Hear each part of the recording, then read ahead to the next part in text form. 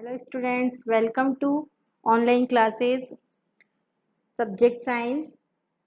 In our previous class, we study about uses of microorganism, classification of microorganism and ways of disease and its spreading. Today we will talk about disease causing microorganism means microorganism से plant and animal में कौन कौन सी disease होती है। तो firstly हम plant में होने वाली डिजीज को देखते हैं। Let's see citrus canker.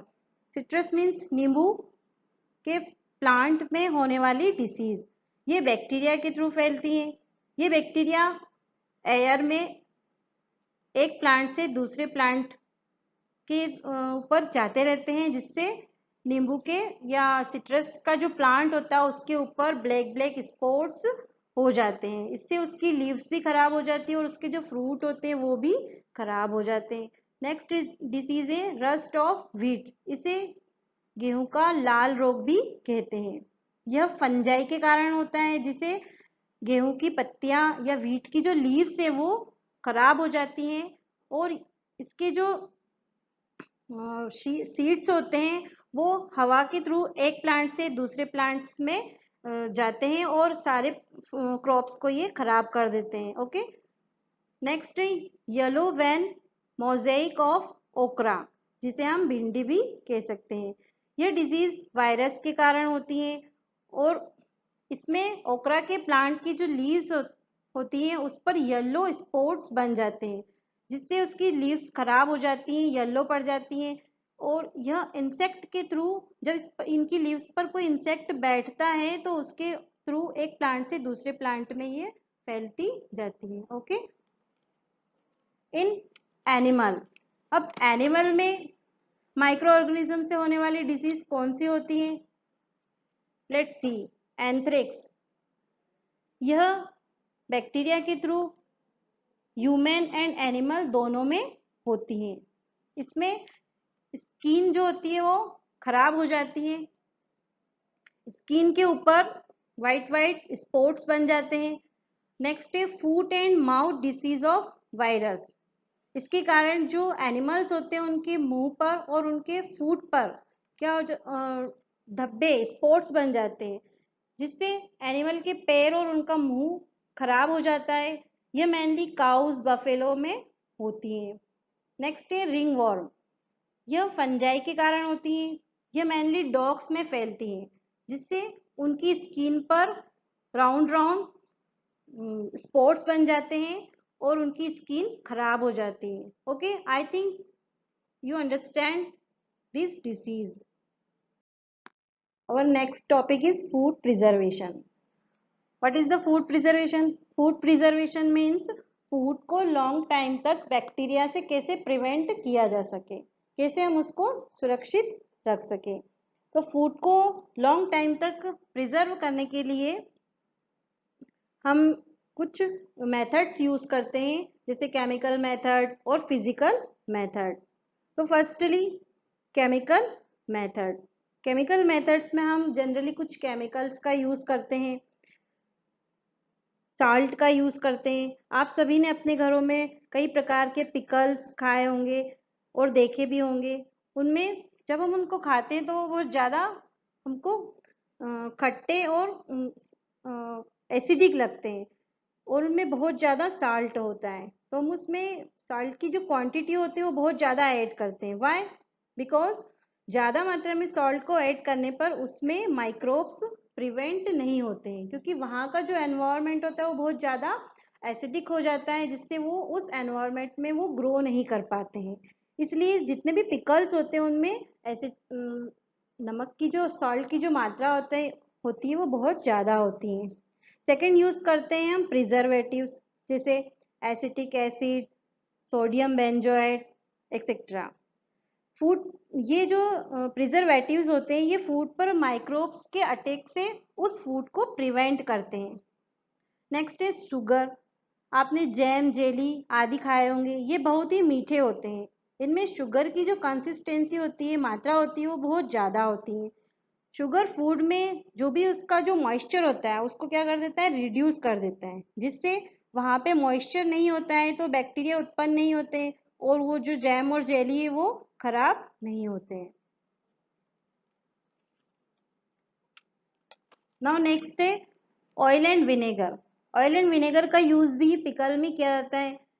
इस एनवायरनमेंट में bacteria can not live survive, वहां पे वो बैक्टीरिया सर्वाइव नहीं कर पाते हैं क्योंकि ऑयल और जो विनेगर होता है वो बहुत एसिडिक एनवायरनमेंट को क्रिएट करता है जिससे वहां पे बैक्टीरिया प्रिवेंट नहीं कर पाते, फ्रीली वे ग्रो नहीं कर पाते। इसलिए हम उसमें पिकल्स वगैरह में ऑयल, विनेगर, सॉल्ट और प्रिजर्वेटिव, शुगर, इन सभी का यूज करते हैं।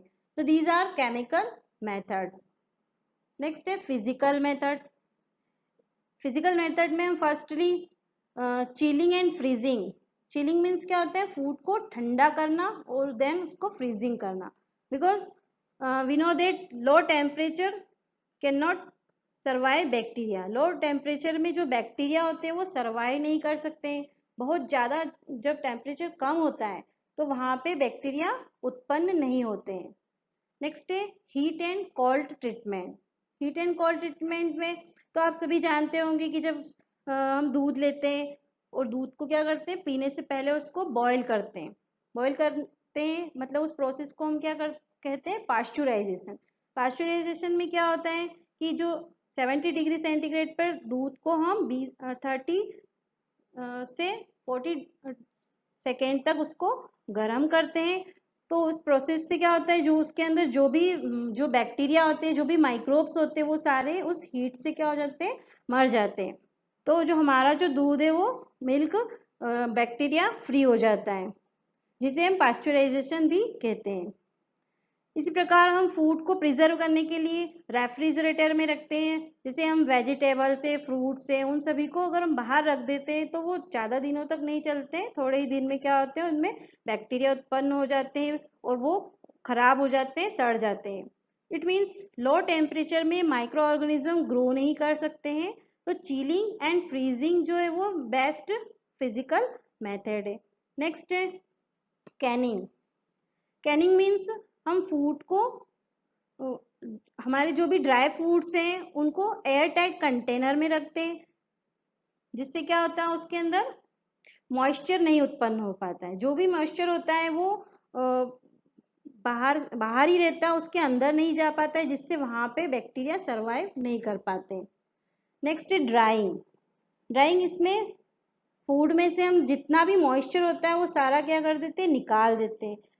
तो वहां पे माइक्रो ऑर्गेनिज्म को पलने बढ़ने के लिए, ग्रो करने के लिए राइट सिचुएशन नहीं मिल पाती है। और जब राइट सिचुएशन नहीं मिलती है तो वहां पे बैक्टीरिया प्रिवेंट नहीं होते हैं। Okay, so these methods are very helpful for food preservation. Our next topic is nitrogen cycle. अब आप सोच रहे होंगे कि नाइट्रोजन साइकिल क्या है। अभी तक हमने माइक्रो ऑर्गेनिज्म के यूजेस पढ़े हैं, माइक्रो ऑर्गेनिज्म किस तरह से हमारे लिए बेनिफिशियल होते हैं और किस तरह से वो हार्मफुल भी होते हैं। इसके अलावा हमने माइक्रो ऑर्गेनिज्म का के द्वारा डिकम्पोजिशन के बारे में भी पढ़ा है। और हम पढ़ेंगे नाइट्रोजन साइकिल के बारे में कि इसमें भी माइक्रो ऑर्गेनिज्म जो होते हैं वो हेल्प हेल्प करते हैं ड्यू टू नाइट्रोजन फिक्सेशन के द्वारा। अब ये नाइट्रोजन फिक्सेशन क्या होता है, हम सभी जानते हैं कि जो प्लांट्स जो होते हैं वो ऑटोट्रॉपिक होते हैं। ऑटोट्रॉपिक होते हैं मतलब वो अपना फूड जो होते हैं वो स्वयं बनाते हैं। They prepare their own food by photosynthesis. अब जब वो फोटोसिंथेसिस के द्वारा अपना फूड स्वयं बना लेते हैं, उसके बाद भी उन्हें नाइट्रोजन की जरूरत आवश्यकता होती है। कभी कभी क्या होता है, सॉइल के अंदर नाइट्रोजन उसको नहीं मिल पाती है, तो वो क्या करता है, एटमॉस्फेरिक नाइट्रोजन को क्या करने लग जाता है, अट्रैक्ट करने लग जाता है। तो ये एटमॉस्फेरिक नाइट्रोजन को कैसे अट्रैक्ट करता है और कैसे वो गैस फॉर्म में नाइट्रोजन को नाइट्रोजनस कंपाउंड में कन्वर्ट कर देता है ताकि वो इजीली प्लांट एब्जॉर्ब करे, इसी के बारे में हम आगे पढ़ेंगे। So let's see. First, we know that our atmosphere has 78 nitrogen in gas form.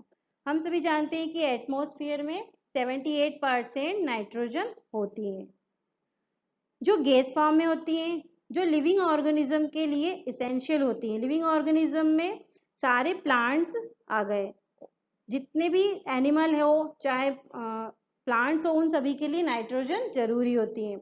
Atmospheric nitrogen को प्लांट एंड एनिमल डायरेक्टली नहीं ले सकते हैं, तो अब ये प्लांट नाइट्रोजन को कैसे मिलेगी?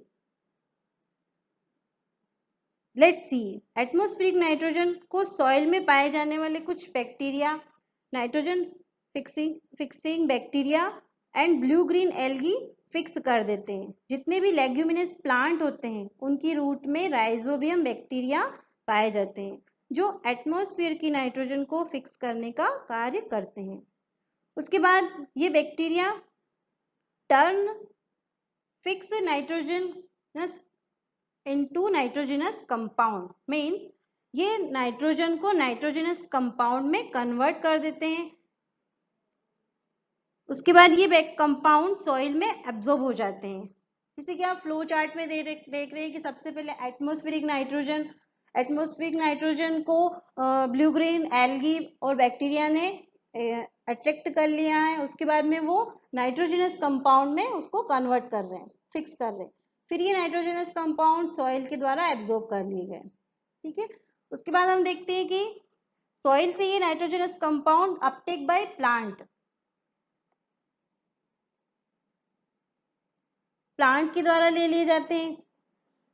फिर animal eat plants, animal in plants को खा लेते हैं। उसको खाने के बाद में नाइट्रोजन प्लांट से एनिमल में ट्रांसफर हो जाती है। फिर एनिमल नाइट्रोजन का यूज कर लेते हैं और जो भी बचता है उसे एक्सर्शन के द्वारा अपनी बॉडी से बाहर निकाल देते हैं। और जब उसकी डेथ हो जाती है एनिमल की, तो एनवायरमेंट में पाए जाने वाले माइक्रो ऑर्गेनिज्म, या हम उसे डिकम्पोजर भी कह सकते हैं, उसका क्या कर देते हैं? डिकम्पोजिशन कर देते हैं, उसे सॉलिड से लिक्विड फॉर्म में कन्वर्ट कर देते हैं और फिर से ये नाइट्रोजन सॉइल के द्वारा एब्जॉर्ब कर ली जाती है।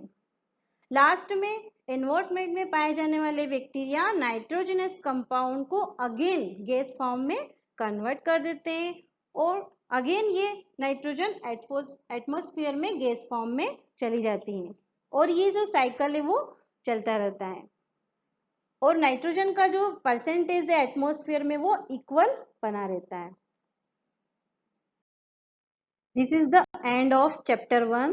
I hope you understand the topic. If you have any doubt, any question, write below in comment section. Thank you.